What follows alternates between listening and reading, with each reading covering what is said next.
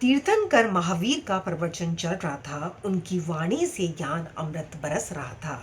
समारोह में बैठे सभी लोग उन्हें सुनने में मग्न और मस्त थे कि तभी वहां एक वृद्ध व्यक्ति का आगमन हुआ।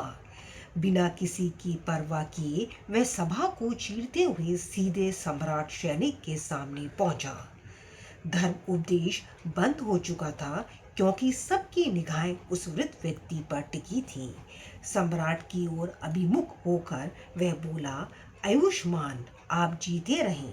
मन ही मन सभी सोचने लगे कि ये कैसा असभ्य और ढीठ है, जो महावीर की उपेक्षा करके बिना अभिवादन के राजा के निकट पहुंच उन्हें आशीष दे रहा है। कुछ ही क्षणों में वह महावीर के सामने जा पहुंचा और उसी स्वर में बोला, आप शीघ्र ही मृत्यु को प्राप्त करें। सम्राट सैनिक की भौहें तन गई। वह महावीर की धर्म सभा थी, जहां हर किसी को अपनी बात कहने का अधिकार था। वह व्यक्ति अपनी लाठी टेकते हुए महामंत्री के पास पहुंच चुका था और कहा, महामंत्री, तुम चाहे जियो चाहे मर जाओ। मन ही मन सब सोचने लगे, संभवतः वृद्ध व्यक्ति का मानसिक संतुलन ठीक नहीं है। वह राजगृह के क्रूर कसाई काल शौक्रिक के पास जा पहुंचा तथा उसे संबोधित करते हुए बोला, शौक्रिक, तुम न मरो न जियो। ये कहकर वह देखते ही देखते सभी के नेत्रों के सामने से ओझल हो गया। सम्राट से रहा ना गया तो वह तीर्थंकर से पूछ पड़े, देव, ये विचित्र व्यक्ति कौन था?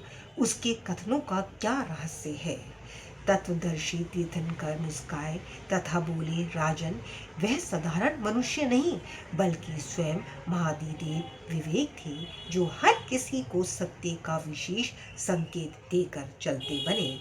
रहस्य को स्पष्ट करते हुए तीर्थंकर ने कहा, राजन, व्रत ने तुमसे कहा जीते रहो।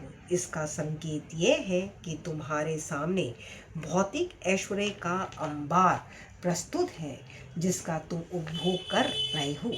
मरने के बाद तुम्हारे सामने दुख ही दुख है, क्योंकि वर्तमान के कर्मफल दुखों के रूप में फल प्रस्तुत होने वाले हैं। इसलिए तुम्हारे लिए जीना ही श्रेष्ठ है।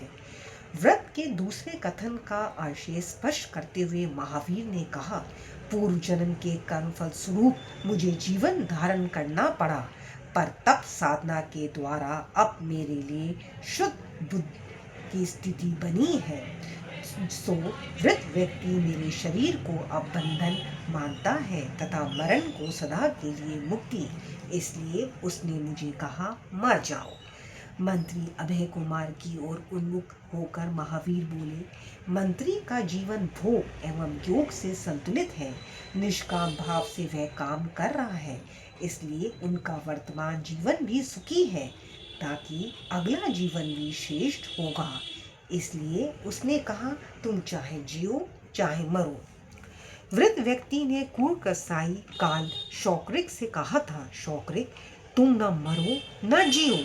व्रत के इस चौथे कथन का भाव स्पष्ट करते हुए महावीर ने सम्राट सैनिक से कहा, राजन, काल शौक्रिक का वर्तमान जीवन दुख शोक से, पाप कर्मों, हिंसा एवं क्रूरता से भरा है। इसलिए अगले जीवन में भी उसे सुख शांति नहीं मिल सकती। इसलिए उसका ना जीना अच्छा है और ना ही मरना। धर्म उपदेश से हमें वह जीवन दृष्टि मिलती है, जिससे हमारा जीवन बदलता है और सुखी होता है, और हमारे लिए मोक्ष मुक्ति का मार्ग भी प्रशस्त होता है। जय महावीर जी की जय हो।